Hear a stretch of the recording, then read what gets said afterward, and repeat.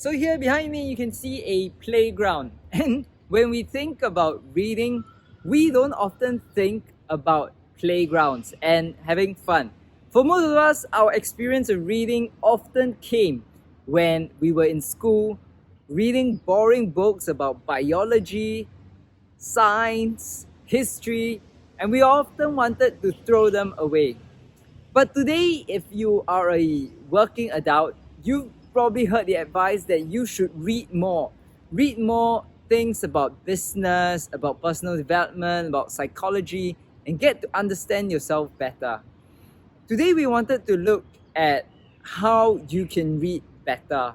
And I want to share with you four highest leverage steps that you can do to read better.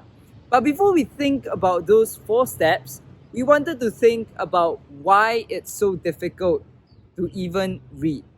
Today, I wanted to share with you three reasons why. As I said just now, often we don't think about reading as something fun to do.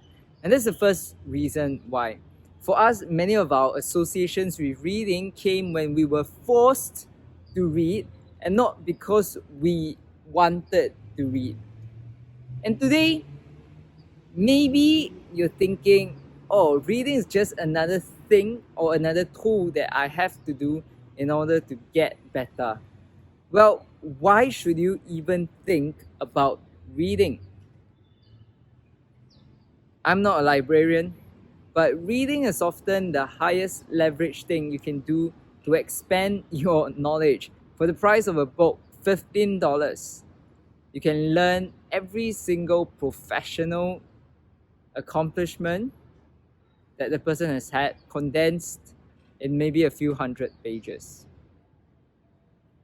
So, the reason why we find it so hard to read is because often reading is something forced upon us when we were young rather than something that we wanted to do. The second reason why is often in today's smartphone quick way, we forget pen and paper. Everything we want to do is fast. Even the blog articles that we read, the long form articles, journalism, we often swipe quickly through it so that we get the gist of it rather than allowing us to really savor and to learn. And then we tell ourselves, actually, reading is not that useful because I read so often on my phone, but I don't seem to get anything. Well, why is that so? Because you are not absorbing the information. You are simply skimming, and when you skim, you can't expect yourself to really learn anything. So that's why it can be hard for us to read and sit down on a book because we are so constantly distracted. Well, the third reason why it's difficult for us to really read is this idea or myth that reading has to be done with the right book. You've probably had this experience where you're going on Goodreads, Amazon, and checking out the reviews of books and trying to search for the best books to read.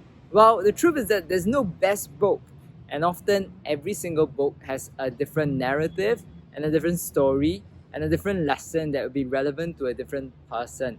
So rather than looking at what's the best book to read and trying to research, why not just take a book, go to a bookstore, browse, go to a library, walk through the shelves, and take a book out and simply read. So those are the three reasons why. Now we want to look at the four steps about how you can read better. So now we look at how you can actually read better. Well, here's a book by Daniel Wong, one of my favorite books. And if you look at how we can read better, today I wanted to share four key principles. Firstly, and you might find it surprising, learn to quit. Very often we might look at the best books to read, and we often hear of book recommendations from others. And so one of the book recommendations that recently I tried to read was the book Sapiens by Yuval Harari. And when I read that book, I just couldn't get it in. Today, the point is that different books have different messages that are right for different audiences. Just because 1,000,000 people have bought it doesn't mean that it will be the most useful thing for you. And so when you find yourself reading after a few hundred pages or even a few chapters, you find it not really working, learn to quit the book. You don't have to read the book entirely to find out that it's not working for you. Don't force yourself to read books that you hate. Make reading an enjoyable process. Read about things that you love. Don't fall into the sunk cost fallacy where you think, okay, now I've bought this book, or now I've borrowed this book, now I have to finish reading it. Well, the second way to read better is to make a habit out of it. Every single day, just take 30 minutes at the end of your work day, or even during your commute to work, to read. Take the time, take the book out, and read. The third useful thing is to learn to apply. A book is not meant to be pristine, and you can keep it pristine and not learn anything. When you go through a book, highlight it, mark it with dog ear it, and make it useful for yourself.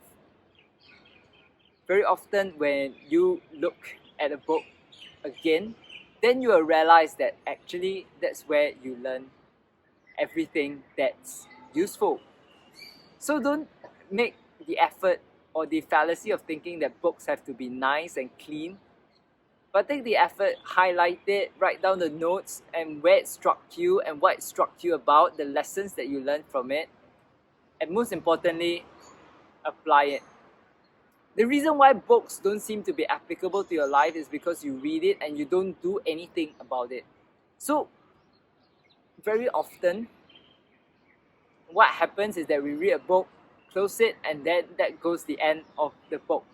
But today, why not take the chance to just pick out a simple action point from each book or each chapter that you read, and then start applying it immediately. The next thing you can do is to teach it to someone. Take a principle or lesson that was important to you and share it with someone else.